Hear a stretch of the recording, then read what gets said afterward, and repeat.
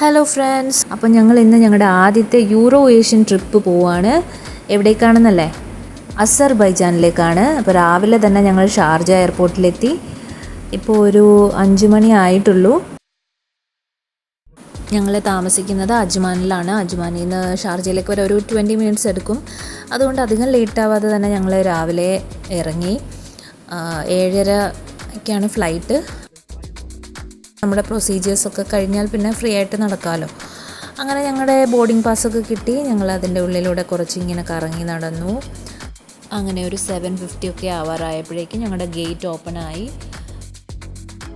അങ്ങനെ ബസ്സിൽ കയറി. ബസ്സിലാണ് നമ്മളെ ഫ്ലൈറ്റിലേക്ക് ഡ്രോപ്പ് ചെയ്യുക. ഞങ്ങൾ 2 പേരും ട്രാവൽ ചെയ്യാൻ ഒരുപാട് ഇഷ്ടമുള്ള ആൾക്കാരാണ്. അതുകൊണ്ട് തന്നെ 2 പേർക്കും എക്സൈറ്റ്മെൻ്റ് ഉണ്ടായിരുന്നു. പ്രത്യേകിച്ച് ഫസ്റ്റ് യൂറോ ഏഷ്യൻ ട്രിപ്പ് ആയതുകൊണ്ട് തന്നെ. ഫ്ലൈറ്റിൽ ഞങ്ങൾ ആദ്യമായിട്ടാണ് ഒന്നിച്ച് ട്രാവൽ ചെയ്യുന്നത്. അങ്ങനെ ടേക്ക് ഓഫ് ടൈമായി. ടേക്ക് ഓഫ് ടൈമിൽ സകല ദൈവങ്ങളെയും വിളിച്ചാണ് ഇരിക്കുക. പൊതുവെ എല്ലാവർക്കും രാവിലെയാണ് ഫ്ലൈറ്റിൽ ട്രാവൽ ചെയ്യാൻ ഇഷ്ടം. എനിക്ക് പക്ഷേ രാത്രിയാണ് കേട്ടോ. പിന്നെ ഫ്ലൈറ്റിലിരിക്കുമ്പോൾ എനിക്ക് നല്ല ഇയർ പെയിൻ ഉണ്ടാവാറുണ്ട്. നിങ്ങൾക്ക് ആർക്കെങ്കിലും അങ്ങനെ ഉണ്ടെങ്കിൽ ഒരു ടിപ്പ് ഞാൻ പറഞ്ഞു തരാം. ഒരു ചൂങ്കം വായിലിട്ട് ഇങ്ങനെ ചവച്ചുകൊണ്ടേയിരിക്കുക, സലൈവ ഇറക്കിക്കൊണ്ടേയിരിക്കണം. അങ്ങനെ വരുമ്പോൾ നമ്മുടെ ഇയർ പെയിൻ ഉണ്ടാവാറില്ല.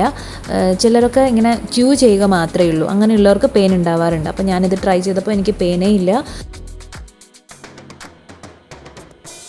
അങ്ങനെ ഞങ്ങൾ സേഫായിട്ട് ബാക്കു ഇൻ്റർനാഷണൽ എയർപോർട്ടിൽ ലാൻഡ് ചെയ്തു.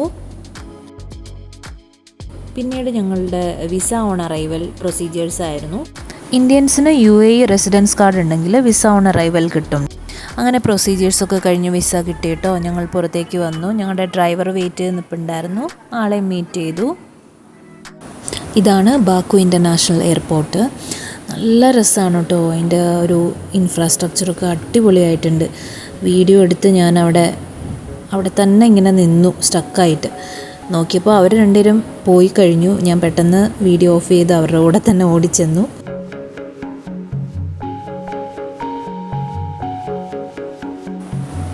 അങ്ങനെ ഞങ്ങൾ കാറിൽ കയറി.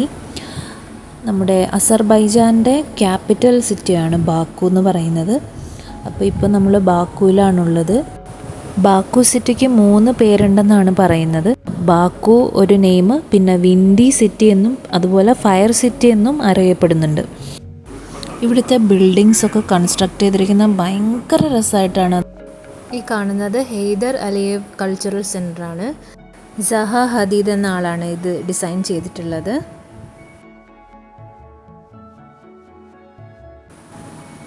ഈ കാണുന്നത് പാലസ് അല്ല കേട്ടോ. ഇത് പാലസ് എന്ന് തോന്നുന്ന രീതിയിലുള്ളൊരു റെസ്റ്റോറൻ്റാണ്. ഇന്ത്യൻ ഫുഡ് വേണമെന്ന് പറഞ്ഞപ്പോൾ നമ്മുടെ ഡ്രൈവറാണ് ഇവിടേക്ക് കൊണ്ടുവന്നത്. ഇത് പക്ഷേ അസർബൈജാനി റെസ്റ്റോറൻ്റാണ്. പക്ഷേ ഇവിടെ ഇന്ത്യൻ ഫുഡ് കിട്ടുമെന്ന് പറഞ്ഞു. അങ്ങനെ ഞങ്ങൾ ഉള്ളിൽ കയറി.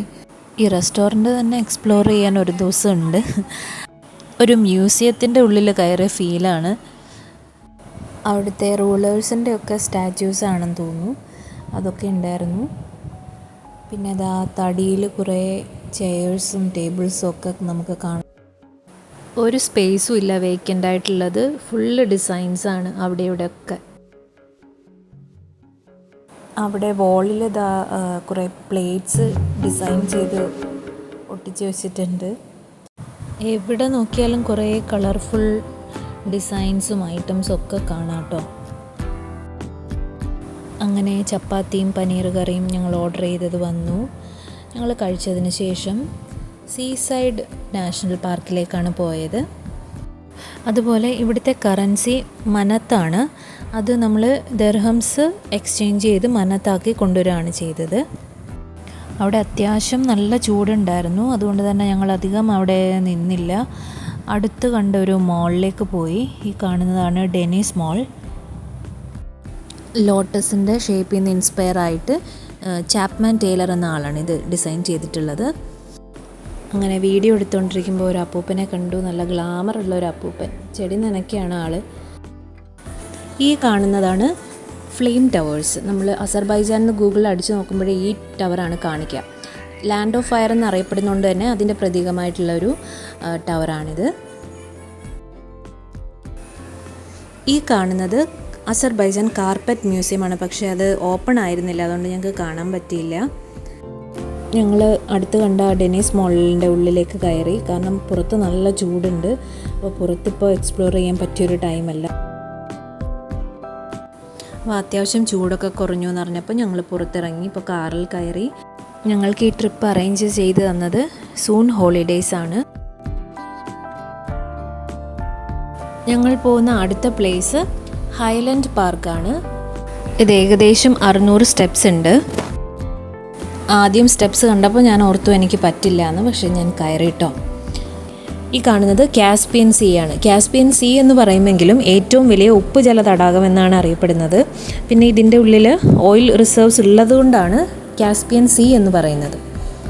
അങ്ങനെ ഹൈലൻഡ് പാർക്കിൻ്റെ ടോപ്പിലെത്തുമ്പോൾ നമുക്ക് ഈ ഒരു വ്യൂ ആണ്. ഭയങ്കര ബ്യൂട്ടിഫുള്ളാണ് കേട്ടോ. ഇവിടെ നിന്നാൽ നമുക്ക് ഫ്ലെയിം ടവറൊക്കെ കാണാൻ പറ്റും. അങ്ങനെ കുറച്ച് നേരം ഞങ്ങൾ അവിടെ നിന്ന് ഫോട്ടോസ് വീഡിയോസൊക്കെ എടുത്ത് അടുത്ത ഡെസ്റ്റിനേഷനിലേക്ക് പോവാണ്. നെക്സ്റ്റ് ഞങ്ങൾ പോകുന്നത് ഓൾഡ് സിറ്റിയിലേക്കാണ്. ഓൾഡ് സിറ്റി യുനെസ്കോയുടെ വേൾഡ് ഹെറിറ്റേജ് സൈറ്റിൽ ഇൻക്ലൂഡഡ് ആണ്. സിറ്റി എന്ന് പറഞ്ഞാലും ഫുള്ള് മരങ്ങളാണ്. അവർ നന്നായിട്ട് പ്രിസേർവ് ചെയ്തിട്ടുണ്ട്.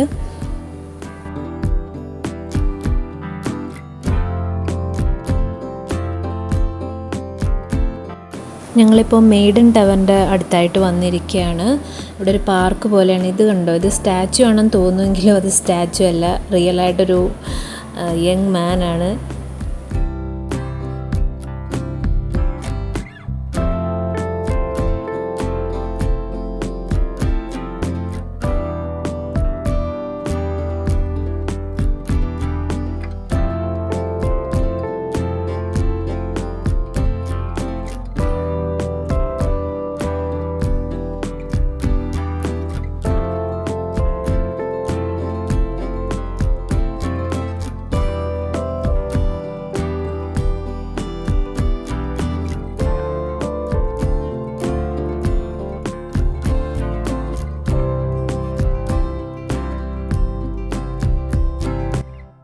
അങ്ങനെ ഇതാ ഞങ്ങൾ ഓൾഡ് സിറ്റിയുടെ ഉള്ളിലേക്ക് എത്തി. ഓൾഡ് സിറ്റി എന്നാണ് പേരെങ്കിലും എല്ലാം പുതിയതായിട്ട് തന്നെ ഇരിക്കുന്നു. ബിൽഡിങ്സും അതുപോലെ ഫുൾ ക്ലീനാണ്. ഒരു വേസ്റ്റോ അല്ലെങ്കിൽ ഒരു പേപ്പറിൻ്റെ കഷ്ണം ഒന്നും നമുക്കവിടെ കാണാനില്ല. അതുപോലെ അവർ ഫുൾ ഗ്രീനറിയാണ് ചുറ്റും. ബിൽഡിങ്സും ഒപ്പം മരങ്ങളും അവർ പ്രിസേർവ് ചെയ്തിട്ടുണ്ട്. പിന്നെ നാരോ ആയിട്ടുള്ള പാത്ത് വേസ്, അതൊക്കെ ഇവിടുത്തെ ഒരു പ്രത്യേകതയാണ്. ബിൽഡിങ്സൊക്കെ പൊതുവേ ഒരു ക്രീം ബ്രൗണിഷ് കളറാണ്. അസർബൈജാൻ ബൗണ്ടറി പങ്കിടുന്ന രാജ്യങ്ങൾ റഷ്യ, അർമേനിയ, ജോർജിയ, ഇറാൻ, തുർക്കി എന്നിവയാണ്. അതുകൊണ്ട് തന്നെ ഇവിടെയുള്ള 90s കാലഘട്ടത്തിലുണ്ടായിരുന്ന ആളുകളൊക്കെ തന്നെയും റഷ്യൻ ലാംഗ്വേജ് സംസാരിക്കുന്നവരുണ്ട്. അതിനുശേഷമുള്ള ജനറേഷൻ അസർബൈജാനി ലാംഗ്വേജാണ് സംസാരിക്കുന്നത്.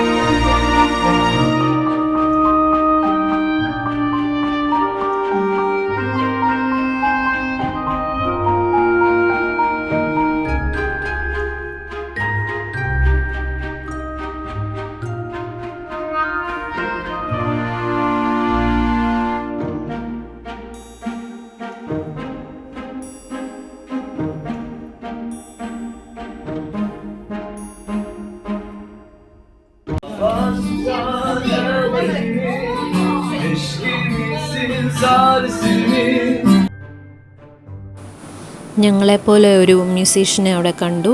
കുറച്ച് നേരം ആളുടെ സംഗീതം ഞങ്ങൾ ആസ്വദിച്ചിട്ട് ഞങ്ങൾ ഇതാ വീണ്ടും പുറത്തേക്ക് ഇറങ്ങി.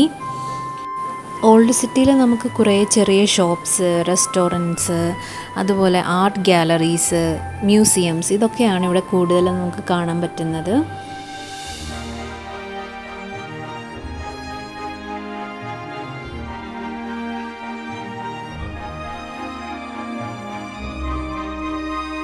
പിന്നെ വേറൊരു ഇൻട്രസ്റ്റിംഗ് കാര്യം കാണിച്ചു തരാം കേട്ടോ. ഇവർ ലെറ്റേഴ്സ് എല്ലാം തിരിച്ചാണ് എഴുതിയിരിക്കുന്നത്. ഈ ഒക്കെ കണ്ടില്ലേ, തലതിരിച്ച്. Azerbaiján Republik Kasim Konstitusia Megana Kasmesi.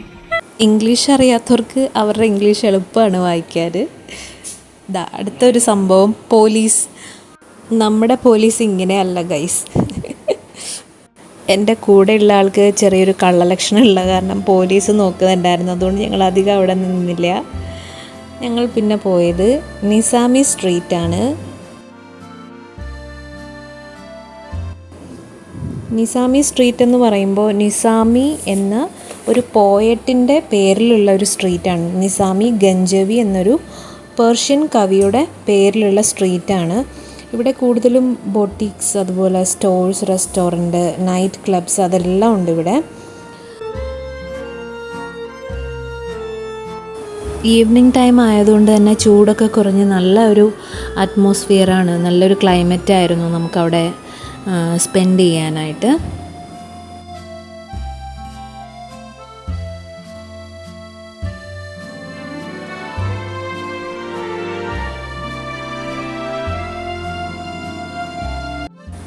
Nizami street night നല്ല ഭംഗിയാണ്, ഫുള്ള് ലൈറ്റ്സും കാര്യങ്ങളും ഒക്കെയാണ്. അപ്പോൾ ഞങ്ങൾ ഓർത്തു നൈറ്റ് ആവുമ്പോൾ നമുക്ക് നിസാമി സ്ട്രീറ്റിലേക്ക് ഇറങ്ങാമെന്ന്. നമ്മൾ ഈ പോകുന്ന ടാക്സി നമ്മുടെ പാക്കേജിൽ തന്നെ ഉള്ളതാണ്, ഡ്രൈവറും. അപ്പോൾ നമുക്ക് സെപ്പറേറ്റ് ടാക്സി വിളിക്കേണ്ട ആവശ്യം വന്നില്ല. അങ്ങനെ സെപ്പറേറ്റ് വിളിക്കണം എന്നുണ്ടെങ്കിൽ ബോൾട്ട് എന്നൊരു ആപ്ലിക്കേഷൻ ഉണ്ട്. അതിൽ നമ്മുടെ യൂബർ പോലൊക്കെ തന്നെ ഫ്രം ടു എന്നുള്ളത് ഓപ്ഷൻസ് കൊടുത്ത് അതിൽ റേറ്റും ഒക്കെ കാണിക്കും. നമുക്ക് അങ്ങനെ ബോൾട്ട് ആപ്ലിക്കേഷനിൽ ടാക്സി ബുക്ക് ചെയ്യാവുന്നതാണ്. നെക്സ്റ്റ് വീഡിയോയിൽ നിസാമി സ്ട്രീറ്റ് അറ്റ് നൈറ്റും പിന്നെ ഞങ്ങളുടെ റൂം ടൂറും കാണിക്കുന്നതായിരിക്കും. അപ്പോൾ തൽക്കാലം ഈ വ്ലോഗ് വൈൻഡപ്പ് ചെയ്യുവാണ്. നെക്സ്റ്റ് വീഡിയോയിൽ കാണാം. ബൈ.